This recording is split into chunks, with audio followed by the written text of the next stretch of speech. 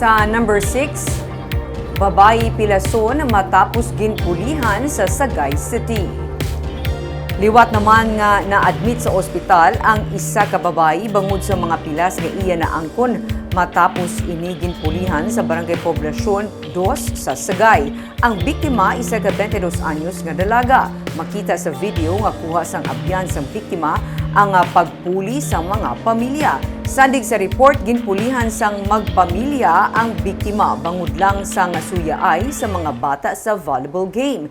Ginsiling man sang nagpost sang video nga si Princess Ana Safiran nga nagbuya na sa mga masakit nga tinaga ang pamilya sa biktima kag ila pagid ini ginpulihan kastigo. Suno kay Major Roberto Injape, ang hepe sa Sagay PNP, ginaalagar naman sang pamilya nga jutaya na lang mabungguan sang motor sang biktima ang ila anak, gani sila ang nagbinaisay tubtub nga ila ginpulihan ang biktima.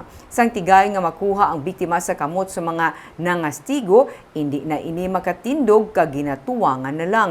Hungod nga wala ginhingadan ang biktima bangod base sa lahi, ang mga kababainhan nga biktima sang pagpanakit kag pagpangastigo ang ginaproteksyonan kag wala ginahingadlan.